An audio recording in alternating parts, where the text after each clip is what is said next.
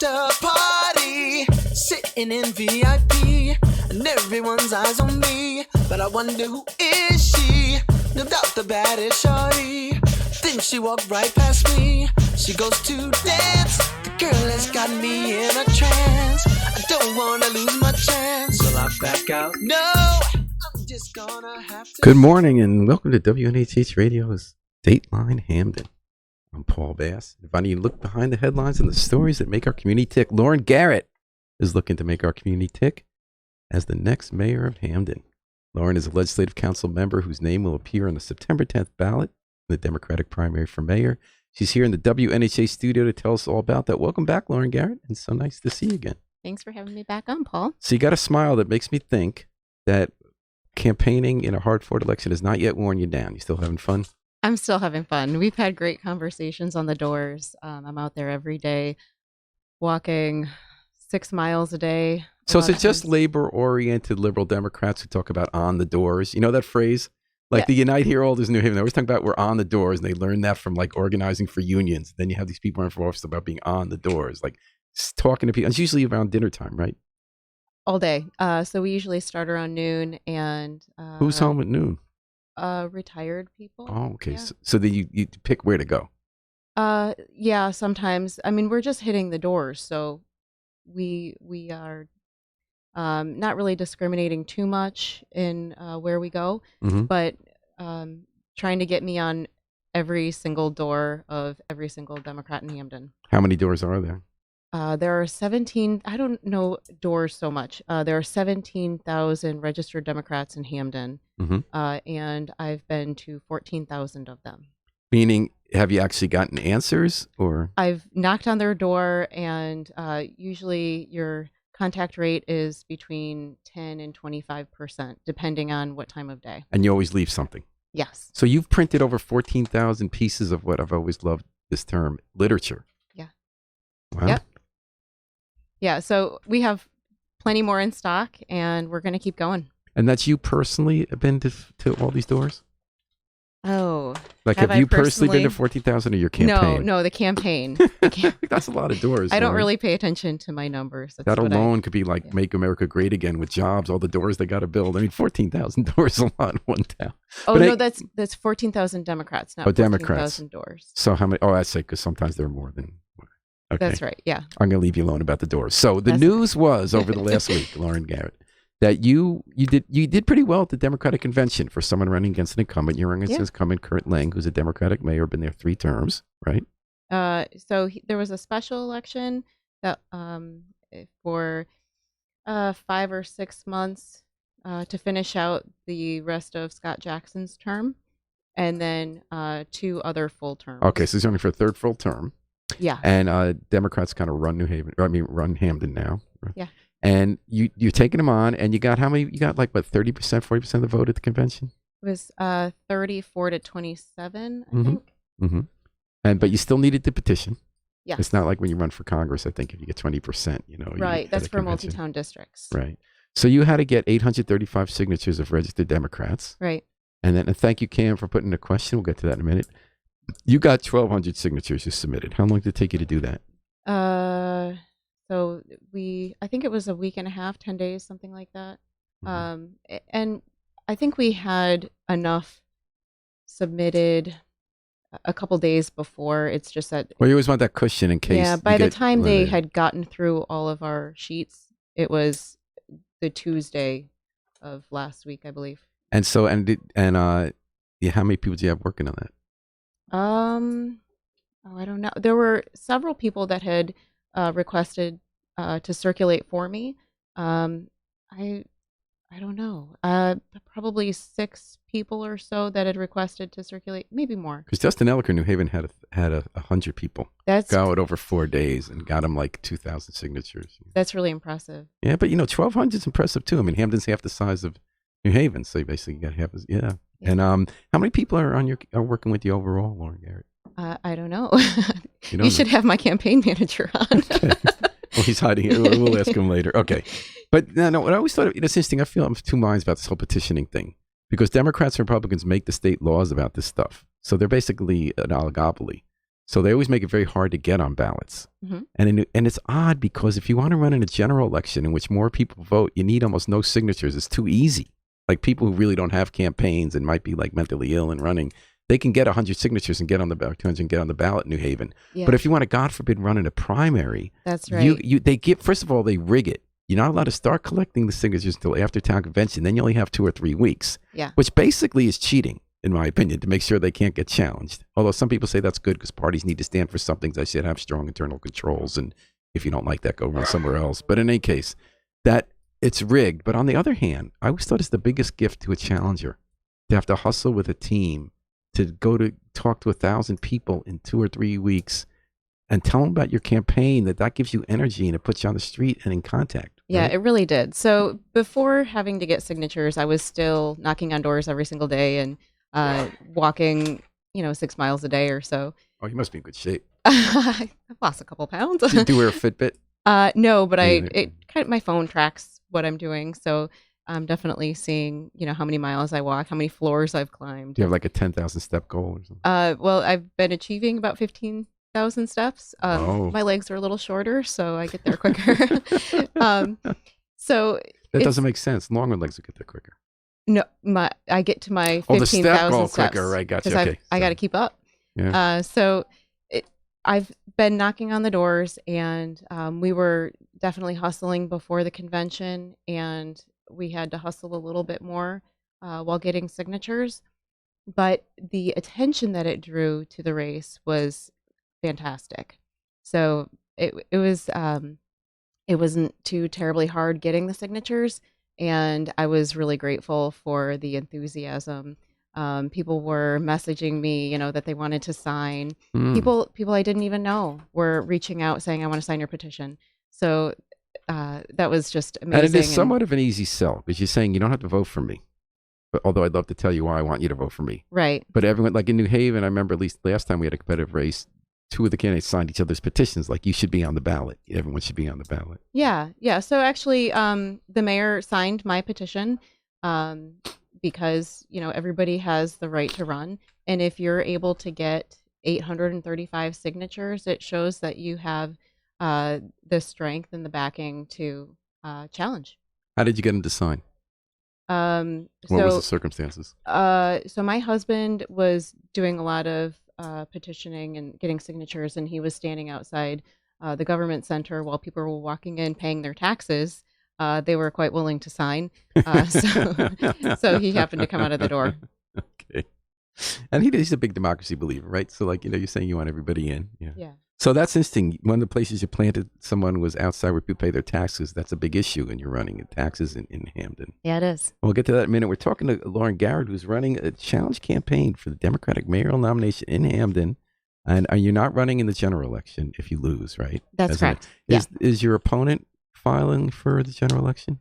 So I'm not entirely sure how all of that works. I believe that if you are running as an independent for the general election, you would still have to get your signatures you have in to get by very the 7th. few. Yeah. So I have not heard of. I know that Working Families is running a couple candidates for at-large, and they've gotten signatures submitted, but I haven't heard of any other independent runs. Mm-hmm.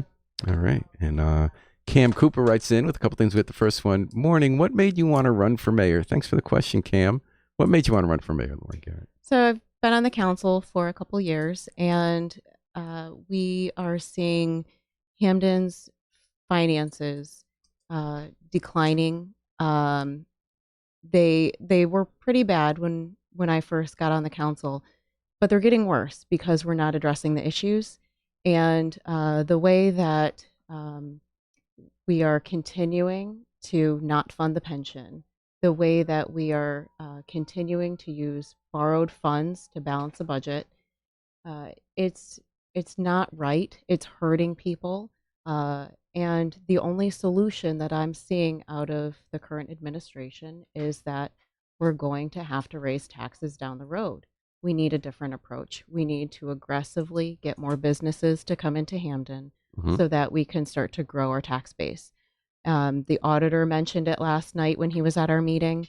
So it's it's something that really motivated me to start doing more. I can't just sit there on the council and watch, people hurting like they are.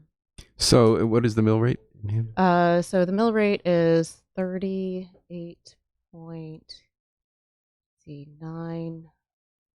See, I thought you almost got to 40 and you didn't want to hit 40. Right? No, it was almost going to 50. Oh, 50. And so it was 48.26 and it went up 0.9. Mm-hmm. So 48, 40, 49.1 Mm-hmm. something. And so that's one of the highest in the state. Now and that came from like way before either of you were in control of things, money not being put in the pension, borrowing. But it's not that easy, right? Like everyone wants to grow the tax base.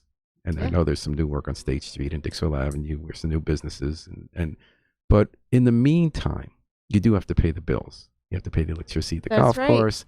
So what is the alternative to while you're waiting to build that tax base? What is the alternative to raising taxes if you don't want to borrow and if you don't want to underfund the pensions?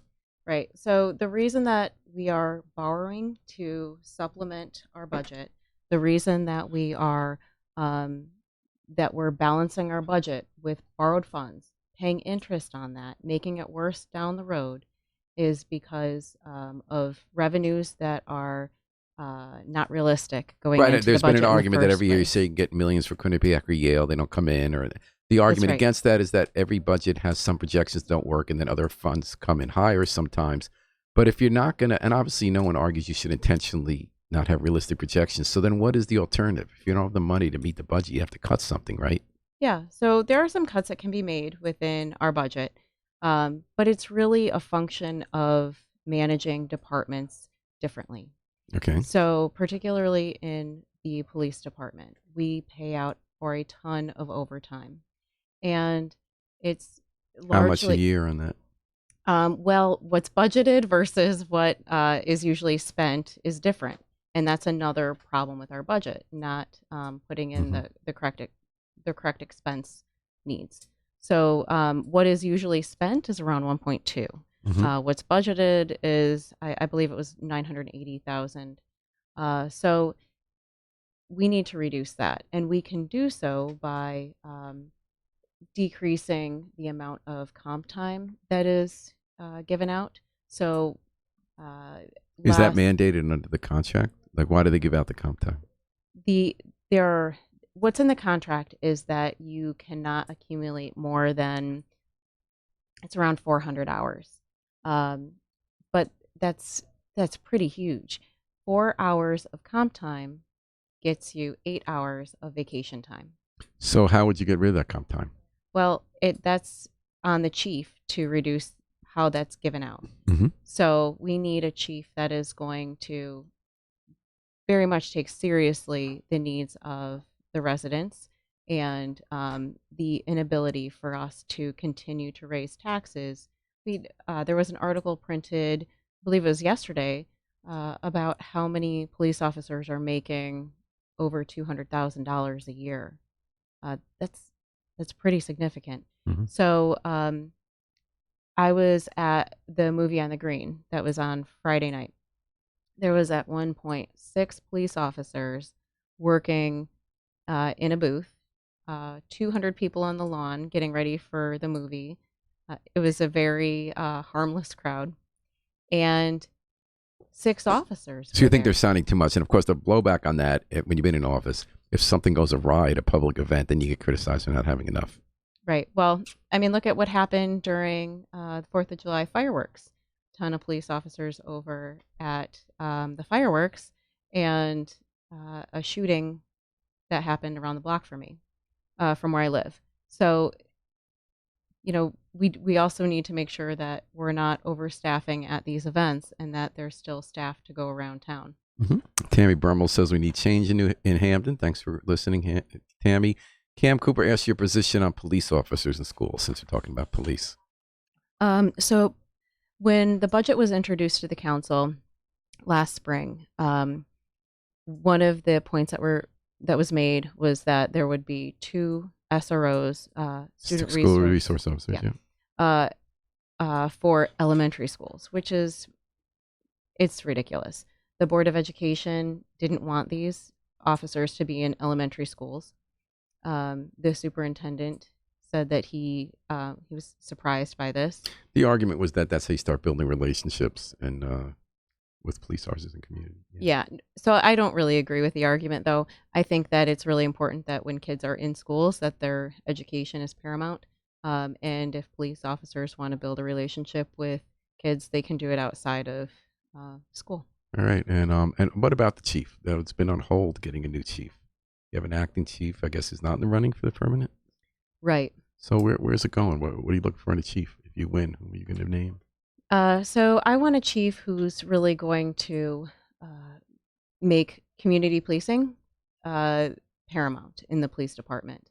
We need a chief who's going to kind of dismantle the cliques that exist in the police department right now.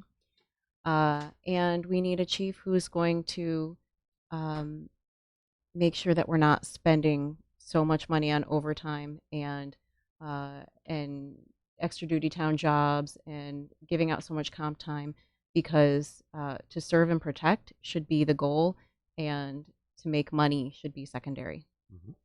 And you're listening to Lauren Garrett, who's seeking the Democratic nomination for mayor in Hamden in the September 10th primary here on Dateline Hamden, WNHH 103.5, live streamed at newhavenevent.org. Blake writes in, thank you for listening. Blake, South Hamden needs an administration who cares. So that's always been an issue. Hamden's demographics have changed. You live in Northern Hamden. I do. And Southern Hamden is denser.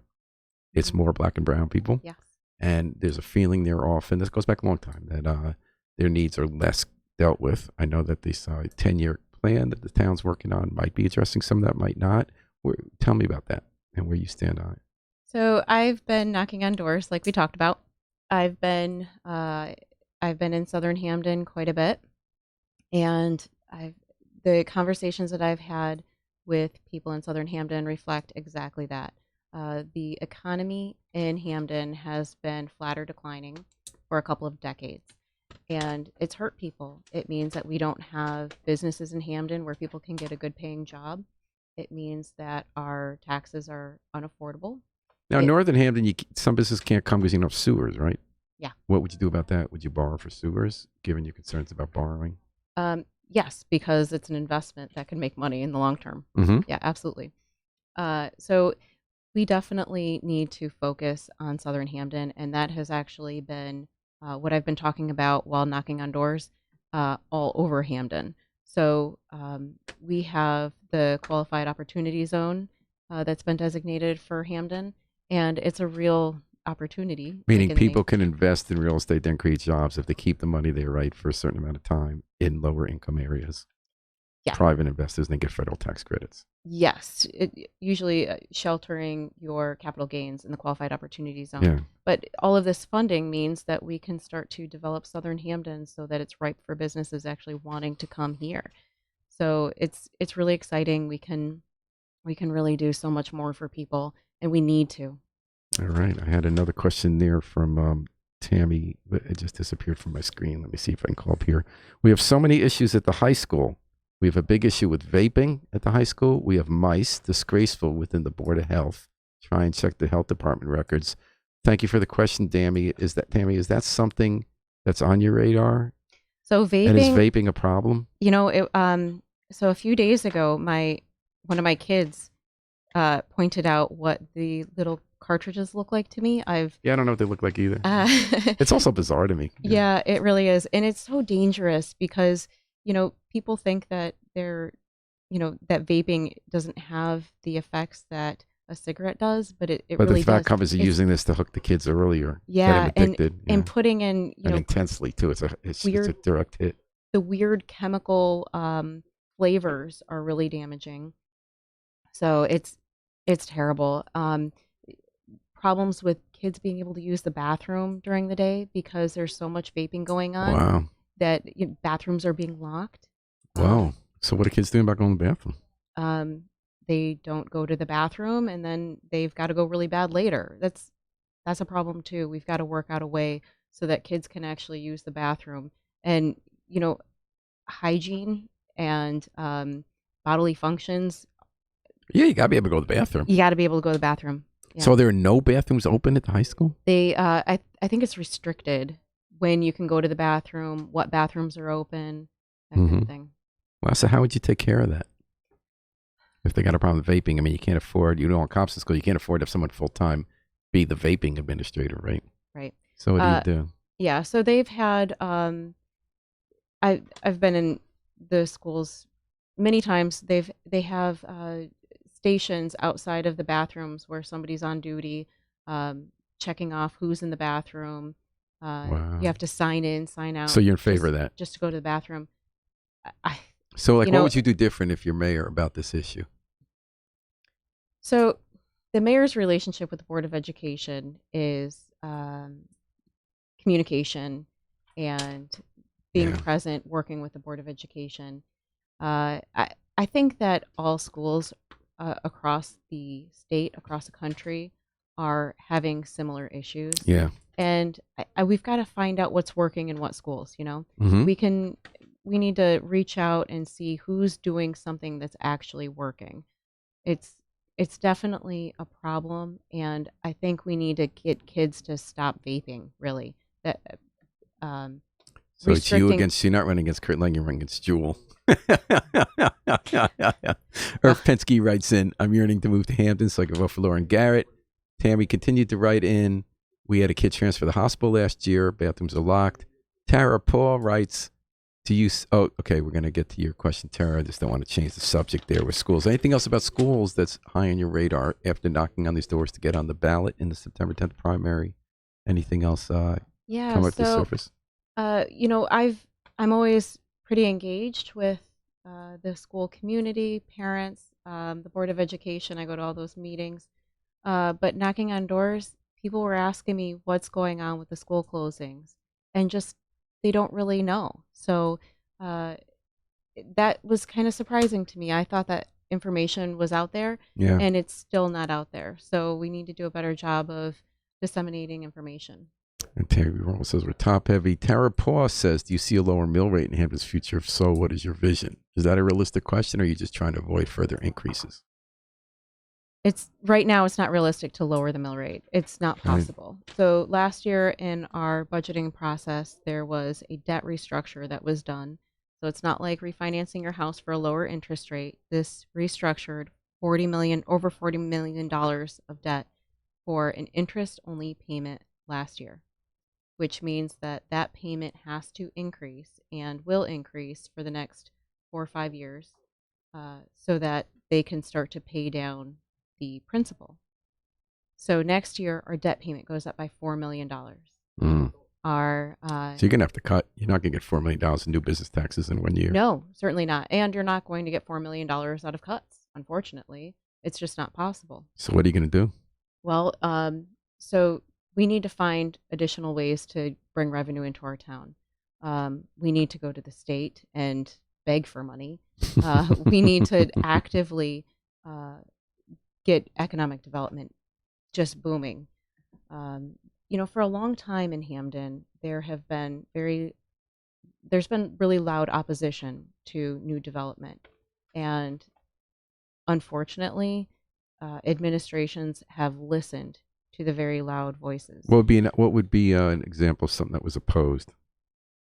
So this is maybe not the best example, but a couple decades ago, some developers wanted to put a mall in Hamden. I remember that. But that mall had real serious environmental problems. I mean, that was the thing Fusco wanted to build, right? We're talking 80s. Yeah. So, yes, environmental, traffic problems. And if you had that mall, it would be bust now because malls have been... Exactly. That's why I said it was a bad example. Yeah. Malls are kind of more of a problem now than they are any kind of solution. But what's kind of interesting, there's an article in the Times on Sunday about re-examining this reflexive opposition to developers in cities. Yes, it's true. Sometimes developers are corrupt. They buy off the politicians. They do, projects that aren't good or get too much aid. But in general, what's seen, because Hamden's really a city, especially Southern Hamden. That's right. That the argument was that broad brush might be counterproductive, that people want tax rates to go down if they want housing to be more affordable.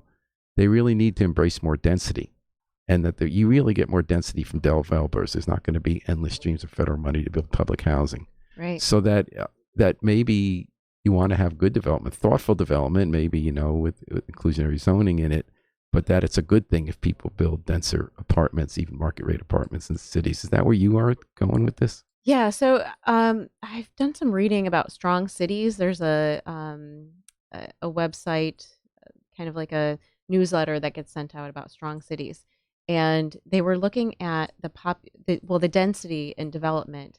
And when you have the density that kind of spikes around a center, it's really good for tax revenue. Mm-hmm. But it's also really good for the population, the people in the community.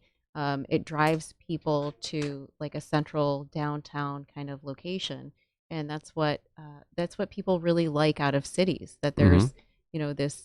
So you'd look at community. Southern Hamden as a city. Yeah, Hamden's a city. Yeah. And but Northern Hamden, because that's one of the questions right now with this 10-year plan of the community development. Right. One thing people suggested is that you should keep the northern part less dense, except perhaps around the commercial area, Whitney Avenue, Quinnipiac, and go much denser in Southern Hamden, where where services are located and where there's a commercial corridor that's busier. Is that true? Is that where you're looking at it, or? That's what exists, and I don't think there's much of a way to change that. You already have the way that lots are zoned. There are smaller building lots in Southern Hamden. There are much bigger lots in Northern Hamden. So I live in a Westwoods, right? Yeah, I live in a neighborhood where we have sidewalks. There are houses on both sides of me. There, it's one of the more dense areas of Westwoods, and I still have about a half an acre of land. Mm. So, and you don't see that in Southern Hamden. You don't see that in Spring Glen. It's Brad McDowell, who's a council member who went to Quinnipiac, and talks about the town gown. He was on here, and he thought that the town should promote a commercial district with a university theme on Whitney Avenue near Quinnipiac that would gear towards students and gear toward people also driving down from Cheshire, through Cheshire, either to or from, right, on Whitney Avenue. So Quinnipiac has actually put that in their development plans. They have a multi-year plan that they've submitted to planning and zoning. And so that there were some historic homes that unfortunately Quinnipiac knocked down. Mm-hmm. And so we currently have right there on Whitney. Vacant lots. There's nothing on it, just land.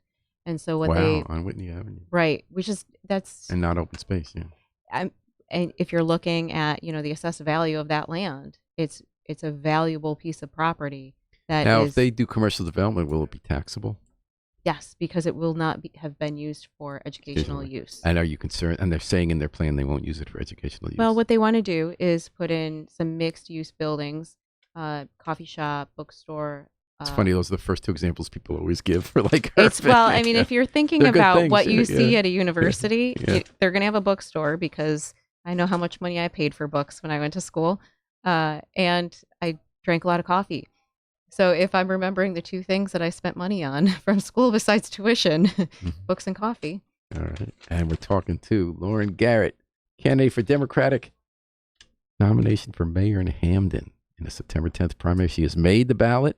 She's knocked on the doors, and now she's asking people for their vote. What's been interesting to me, I've been looking at the changing politics of Hamden, and there have been a lot of new faces running for office now for the legislative council within the Democratic Party. You can have some primaries. There's that continually ascendant wing of sort of like the New Hamden, right? Hamden PAN, Progressive Action Network, of which you were a part. And that helped, elect Gary Winfield and Robin Porter and Josh Elliott. And, he worked hard for Democrats to win on the state level. And what's interesting to me is that the agenda I'm hearing from you in that group is a progressive statewide policy. So you lobby for state candidates who will go for paid family leave, who will have higher taxes on the rich, higher minimum wage. But in town, you're running on a fiscally conservative message, because I guess towns can't print money. So what is that a phenomenon? Do you see that elsewhere? Is that progressive politics includes at the federal and state level pushing for maybe more spending or more taxes on the wealthy, but the local level reining in taxes and spending? Well, in Hamden, we're at a situation where families cannot afford to pay more taxes. They're being taxed out of their homes already. Mm-hmm. Um, so, you know, I was I was definitely looking at more progressive policies that we could put in place in Hamden. And at this point in time, until we get our finances under control, we can't really afford to do things like, universal child care. It's just Well, not. that's not a town. That's really a state function, right? It could be, but you could do that in a town if you had the funds to do it. Or pre-K, universal pre-K. Sure. Right. So right now we're talking about pre-K in all of our schools, but it's access to pre-K, access to affordable pre-K. It's not universal pre-K.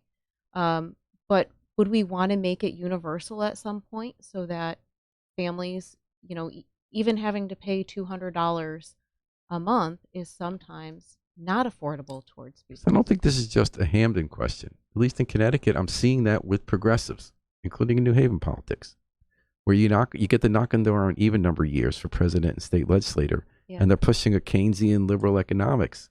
And on odd number years, they're pushing fiscal accountability and lower taxes. Yeah, well, Unless and that- what would be really great is if we could keep taxes as low as we could while still enjoying the benefits of all of these progressive ideas that the state actually does. Mhm.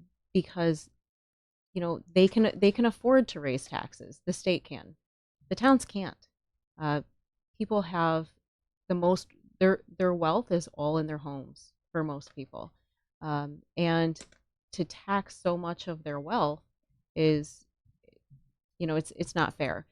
Property taxes are a pretty regressive tax. Mm-hmm. Lauren Garrett, are you running with any slate? Are you cross-endorsing any of the candidates for Board of Ed or council in the primary? So it looks like we're definitely going to have a primary in the 6th district. And I think that. And that's Corey O'Brien versus Kathleen Shoemaker. Yeah. I'm guessing you're with O'Brien because he's sort of been on the Yeah. team you've been on, critical of the administration. Shoemaker's coming back saying she feels that politics have become uncivil. Well, the civility got us a pretty high mill rate. So I'm going to just say that Corey has really been with me calling out the fiscal irresponsibility. Mhm. And when we first got on the council, we had a meeting with our auditor where we were going over the audit from 16-17. Is that right? Yeah, I think so. So we were going over the 16-17 audit, and we were asking questions about the money that was being put into the budget that was from capital sweeps. Now, we were told that. And that's when a government every once in a while looks at accounts where they got cash from borrowing for fixing bridges or sewers. It wasn't spent. So can they grab some of that unspent money to use for other purposes? Right. And you're supposed to do that only once in a very long while. And then at the state level, they sometimes try to go back to it every year. So the questions we were asking was, what is this borrowed money from? And our auditor was explaining to us, you borrow too much for your projects because you have a contingency there. So, maybe you borrowed $200,000 to fix a bridge and it costs you $180,000. So that's a the cheap extra bridge job. Well, Yeah. I mean, we have little culverts and stuff like Yeah. that. It doesn't have to be like some huge bridge. So the extra 20,000 was put into back into the budget because of these capital sweeps, and so we started digging a little deeper and asking more questions, and it came to be that many of these projects were not even started. The projects were closed and the money was swept. I know you're not really supposed to use borrowed money for operational purposes. That's not a good fiscal strategy. What they do is they pay the debt. So yes, it's not best practice. They're paying the debt, so it's legal. The problem is that the infrastructure is not getting done, and we're having to borrow again to do this infrastructure because we know the infrastructure has to get done. And we are kicking the can down the road on our debt. We're not paying what it costs to run the town.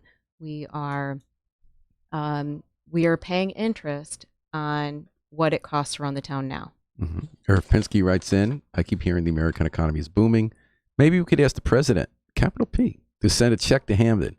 We could reopen Venice Pizza in outer space. He seems to be screaming that we're making billions. We want our money back, with his hands joined in prayer from Irv Pinsky. Irv, thanks for listening and for weighing in. So your opponent, Kurt Lang, has gotten some high-profile endorsements. Rosa DeLauro, the congresswoman, who's not always endorsed in primaries. She's been invisible in New Haven. She endorsed Mayor Lang. John Carasone, the iconic mayor of another generation, he weighed in, as did the teachers union. What do you think of those endorsements, and do you have similar endorsements? I guess you endorse, like you said, you're backing Corey O'Brien and he's backing you, right? Mm-hmm. What kind of endorsements have you gotten, and what do you think about the mayor's endorsements?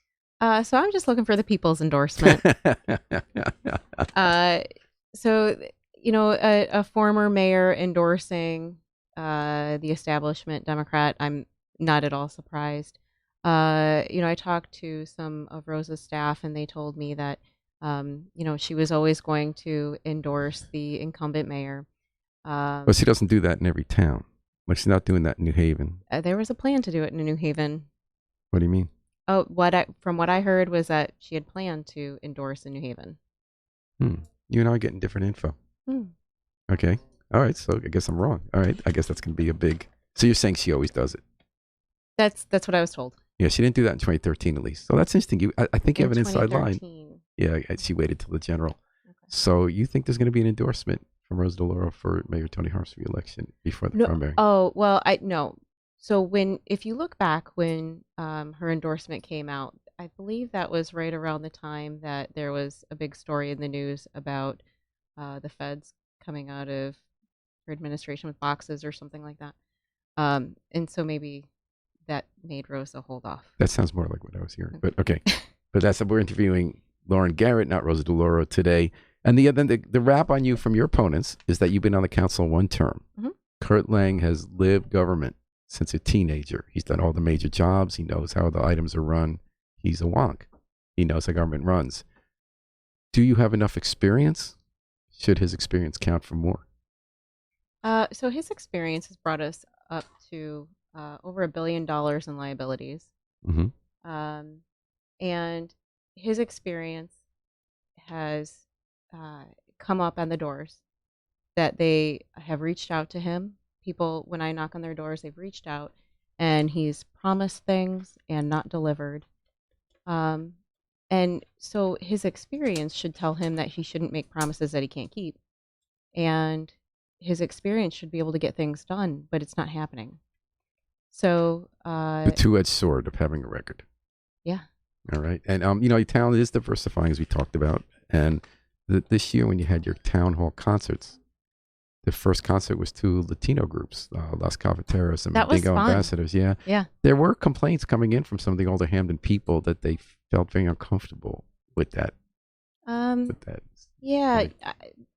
Racism makes me feel uncomfortable. So I would say that, these issues are going to continue to come up, and people need to come to terms with our diverse community. And I love it. And before we go, Lauren, any favorite stories from when you were knocking on doors to get on the ballot? Any one encounter that stands out in your mind as your favorite? Oh, so my friend Sean will love this one. We were knocking on doors, and I was talking to this older woman, and I'm trying to go through my spiel, and she keeps interrupting me, calling her husband from the other side of the house. Honey, come over. And so I was kind of a little rattled because I was trying to figure out what was going on there. But I kept going through it. And then he gets there. She goes, hold on a minute. Honey, I just wanted you to see the little girl running for mayor. And little girl. Yeah. Wow. So oftentimes people say, really, you're running for mayor? And I'll have to say, yes, I'm 38 years old, if that makes you feel any better. And, a lot of times I'll hear that, really, you're running for mayor? And I'll go through my spiel, and by the end they say, okay, I'm going to vote for you. So my stature doesn't really determine my ability. All right. Well, Lauren Garrett, thanks so much for coming on to Dateline Hamden. Thank you for having me. I'm glad you're having a good time in the trail, because if politics isn't fun, and inspiring is not worth doing, right? Oh, absolutely. I'm having a good time. And thanks for joining us today on Dateline Hamden. Thanks to the miracle men behind the controls, Harry Drost and Sam Hadelman. And we'll take it out. This is Paul Bass inviting you to fly free with us all day and all night long on WNHH, New Haven's home and Hamden's home for community radio.